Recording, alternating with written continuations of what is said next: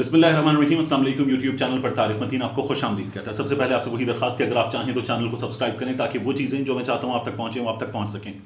जावेद चौधरी साहब ने एक कॉलम लिखा है, नवाज शरीफ वापस आ रहे हैं। एक्सप्रेस न्यूज़ में जावेद चौधरी साहब ने एक कॉलम लिखा है और इस कॉलम में जावेद चौधरी साहब ने बहुत यकीन के साथ कहा है कि मियाँ नवाज शरीफ वापस आ रहे हैं। उसके बाद जावेद चौधरी साहब ने हुकूमत की ऐसी की तैसी कर दी है अपने इस कॉलम में, और जावेद चौधरी साहब ने उसके लिए हवाला दिया है मियाँ जावेद लतीफ़ की गुफ्तगू का। मियाँ जावेद लतीफ़ से एट्रीब्यूटेड कुछ गुफ्तगू है जिसके रावी मियाँ जावेद लतीफ़ हैं, और जावेद चौधरी साहब तक ये गुफ्तगू पहुंचाई एक पाकिस्तान पीपल्स पार्टी के सियासतदान ने। पाकिस्तान पीपल्स पार्टी के सियासतदान ने जावेद चौधरी साहब को बताई। जावेद चौधरी साहब को गुफ्तगू बहुत इंटरेस्टिंग लगी। हुकूमत के हवाले से बहुत भरपूर इंकिशाफात थे, एतराफ़ात थे हुकूमत की कारकर्दगी के हवाले से। उस गुफ्तगू में इल्ज़ामात थे। जावेद चौधरी साहब ने फिर ये गुफ्तगू जो है मियाँ जावेद लतीफ़ से कंफर्म की और उसके बाद उन्होंने अपने कॉलम में ये गुफ्तगू लिखी है। जावेद चौधरी साहब क्या लिखते हैं और मेरी इस गुफ्तगू में जिन लोगों के हवाले से बात हो रही है, जिन हुकूमती शख्सियात के हवाले से बात हो रही है, उनमें से दो शख्सियात से मेरी बात हुई, तफसीली बातचीत। उन्होंने मुझे क्या बताया, ये कितना सच है कितना झूठ है, क्योंकि हुकूमती हलकों में सियासत पर बात करने वाले हलकों में जावेद चौधरी साहब का ये कॉलम बड़ा डिस्कस हो रहा है, इसलिए मैंने लोगों से बात की। मैं आपको बता दूं, जावेद चौधरी साहब ने लिखा है, आपको याद होगा 17 नवंबर 2021 को पार्लियामान का मुश्तरका इजलास हुआ था। पाकिस्तान मुस्लिम लीग नून के एमएनए मियाँ जावेद लतीफ़ हॉल में दाखिल हुए। सामने 3 वफाकी वुज़रा बाबर आवान, गुलाम सरवर खान और ब्रिगेडियर रिटायर्ड एजाज शाह बैठे हुए थे। इजलास में आधा घंटा बाकी था। तीनों ने मियाँ जावेद लतीफ़ को पेशकश की। तीनों ने पेशकश की, आप इजलास शुरू होने तक हमारे साथ बैठ जाएं। मियाँ साहब बैठ गए। गुफ्तगू शुरू हुई तो सियासत से चलती हुई मईशत तक पहुंच गई। नारकोटिक्स कंट्रोल के वफाकी वजीर ब्रिगेडियर रिटायर्ड एजाज शाह ने बताया, मैं आज सुबह लाहौर से आ रहा था। मैंने अपने बेटे से कहा, ननकाना में हमारी आबाई ज़मीनें हैं, वो तुम्हें ख़ानदान के लोग नहीं बेचने देंगे, लेकिन मैंने ज़िंदगी में जो कुछ कमाया और जो कुछ बनाया वो तुम बेच दो और किसी पुरसुकून मुल्क में जाकर आबाद हो जाओ। मुल्क के हालात ठीक होने का इम्कान नज़र नहीं आ रहा। गुलाम सरवर ने गला खंखार कर उन्हें रोका और कहा, शाह साहब आप ये बातें किसके सामने कर रहे हैं, ये सबको बता देगा। एजाज शाह ने मियाँ जावेद लतीफ़ की तरफ देखा, मुस्कुराए और कहा, मुझे कोई फ़र्क नहीं पड़ता, जो सच है वो सच है और अब हमें ये मान लेना चाहिए। फिर जावेद चौधरी साहब लिखते हैं, मुझे ये वाक़या, यानी जावेद चौधरी साहब को ये वाक़या पाकिस्तान पीपल्स पार्टी के एक सीनियर रहनुमा ने बताया। मैंने जुमा 24 दिसंबर को मियाँ जावेद लतीफ़ को फ़ोन किया और उनसे वाक़े की तस्दीक चाहिए। मियाँ जावेद लतीफ़ ने न सिर्फ इस वाक़े की तस्दीक कर दी बल्कि ये भी बता दिया कि एजाज शाह का कहना था कि मैंने जब फ़ौज में कमीशन लिया था तो डॉलर 3.5 रुपये में मिलता था। मैं खुद इस कीमत पर डॉलर ख़रीदता था, लेकिन अब ये 178 रुपये का हो चुका। लिहाजा आप खुद बताएं मुल्क और मईशत कैसे चलेगी। ये जावेद चौधरी साहब ने लिखा है। अब हुआ क्या, इसमें प्रॉब्लम क्या है? इसमें प्रॉब्लम यह है कि हुकूमत के खिलाफ बातें हैं जो पीपल्स पार्टी के एक बंदे ने कही कि जावेद लतीफ़ साहब बता रहे हैं, उनको हुकूमत के लोगों ने बताई हैं। और फिर पीपल्स पार्टी अपोजिशन की जमात ये बात अपोजिशन के एक लीडर को अपोजिशन की दूसरी जमात के एक एमएनए ने बताई और सहाफ़ी ने अपोजिशन के उस एमएनए से रब्ता कर लिया और उसके बाद छाप दिया। 3 लोग थे हुकूमत के, बाबर आवान साहब, गुलाम सरवर खान साहब और एजाज शाह साहब। जावेद चौधरी साहब किसी एक से रब्ता कर लेते और इस गुफ्तगू की तस्दीक कर लेते कि क्या आप लोगों ने ये बातें की हैं, यानी जो इल्ज़ाम लगा रहा है उससे पूछ रहे हैं क्या ये इल्ज़ाम लगा है, क्या ये बातें हुई हैं, वो कहेगा हुई हैं।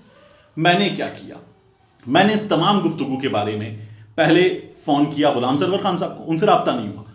बाबर आवान साहब से बात हुई। बाबर आवान साहब के साथ मैं दुनिया न्यूज़ में काम कर चुका हूं, उनसे मैंने पूछा। बाबर आवान साहब से हालचाल पूछने के बाद जब बात हुई तो बाबर साहब ने कहा कि चूंकि तमाम चीज़ें एट्रीब्यूट की गई हैं एजाज शाह साहब से, तो आप शाह साहब से बात कीजिए, ज़्यादा बेहतर है, शाह साहब आपको बताएंगे। और बड़े माने खेज़ अंदाज में कहा उन्होंने। मैंने शाह साहब को फ़ोन किया, शाह साहब से तवील गुफ्तगू हुई और शाह साहब ने कहा, how can I be disloyal to my party. मैं कैबिनेट मेंबर हूँ, काबीना का रुकन हूँ, मैं अपनी पार्टी से बेवफाई कैसे कर सकता हूँ। उसके बाद उन्होंने क्लियर वर्ड्स में कहा, मुझे तो ये भी नहीं याद पड़ता कि मैंने जावेद लतीफ़ से हाथ भी मिलाया था या नहीं। मेरे डिस्ट्रिक्ट का है, मियाँ जावेद लतीफ़ के बारे में उन्होंने कहा मेरे डिस्ट्रिक्ट का है, میں اس کے کریڈینشلز جانتا ہوں, اس کے بارے میں سب مجھے پتا ہے, تو مجھے سب پتا ہے اس کے بارے میں. پھر انہوں نے کہا کہ یہ جھوٹ بولا ہے, میاں جاوید لطیف نے یہ جھوٹ بولا ہے. جب میں نوجوان تھا تب ڈالر $3.5 کا تھا, میں اب بزرگ ہوں, میری عمر آپ کو پتا ہے. تو وہ یہ کہتے ہیں کہ اب اگر ڈالر 178 پر ہے تو 3.5 سے 178 پر پی ٹی آئی تو نہیں لے کر آئی, ساری خرابی پی ٹی آئی کی تو نہیں ہے. تو انہوں نے کہا پی ٹی آئی کی حکومت میں بہت ساری چیزیں اس وقت ٹھیک نہیں ہیں, تو یہ اس جملے میں اعتراف تھا, لیکن انہوں نے کہا کیا یہ سب کچھ پی ٹی آئی نے کیا ہے؟ نہیں کیا.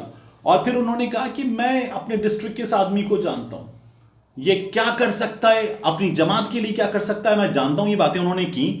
اور پھر اس کے بعد انہوں نے کہا کہ میں اس طرح کے کنورسیشنز میں نہیں پڑھتا, آپ مجھ سے تصدیق چاہ رہے ہیں.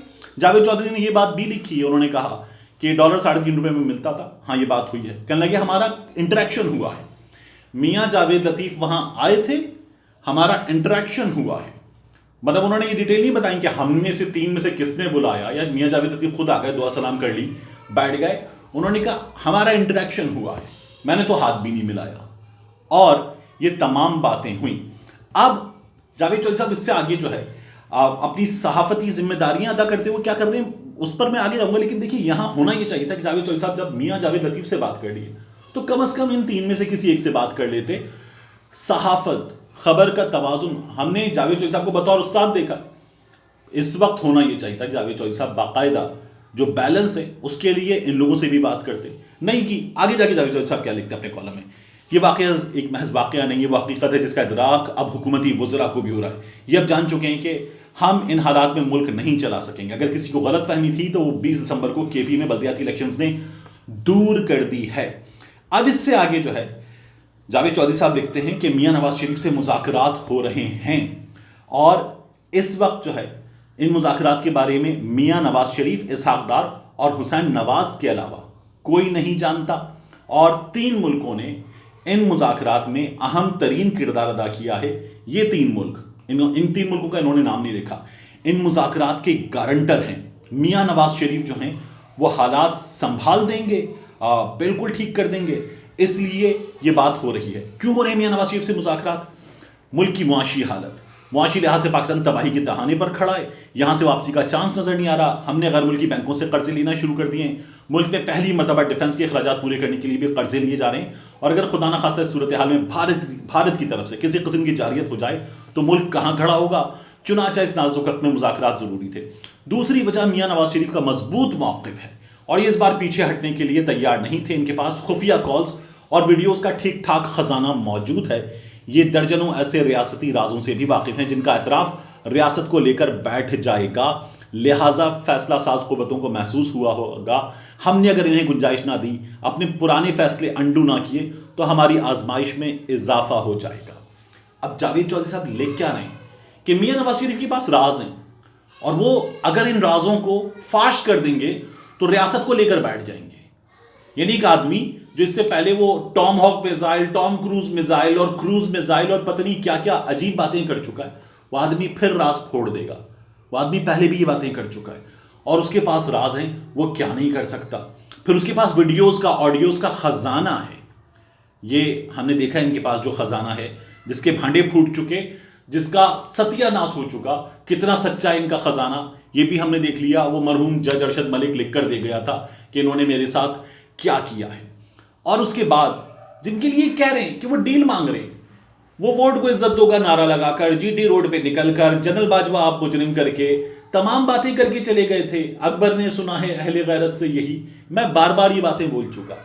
ان کو آپ کہہ رہے ہیں کہ وہ ڈٹے ہوئے ہیں, وہ جو بار بار چپ ہو جاتے ہیں, بار بار بول پڑتے ہیں, پھر چپ ہو جاتے ہیں, پھر بول پڑتے ہیں, ان کی بیٹی خاموش ہو جاتی ہے, پھر بولنے لگتی ہے, وہ پھر بولنا شروع کر دیتے ہیں. ان کے بارے میں آپ کو یہ گمان ہے کہ وہ اپنے موقف پر مضبوطی سے ڈٹے ہوئے ہیں, اور 3 ملک ان کی گارنٹی لینے کو تیار ہیں. یہ بھی جاوید چودھری صاحب ہمیں اس وقت بڑے زور و شور کے ساتھ بتا رہے ہیں. عدنان عادل صاحب نے اس پر بڑی زبردست بات کی. عدنان عادل صاحب جو ہیں, میں انہیں بڑا ایک آئیڈیل سمجھتا ہوں. انویسٹیگیٹو جرنلزم کا بہت بڑا نام, بڑے زبردست جرنلسٹ ہیں, آج کل سما کے ساتھ وابستہ ہے. میں نے پہلے بھی آپ کو بتایا ان کی چیزیں کوٹ کر کے. عدنان صاحب نے کہا یہ ملک اتنے ویلے ہیں کہ ہمارے ملک کا ایک مجرم جو ہے وہ باہر بیٹھا ہوا ہے، اس کے آنے نہ آنے انگلینڈ میں ویزے کے لالے پڑے ہوئے ہیں، اور یہ 3 ملک اس کے لیے گارنٹی دیں گے۔ ملتے ہیں انشاءاللہ آپ سے اگلے ویلاگ۔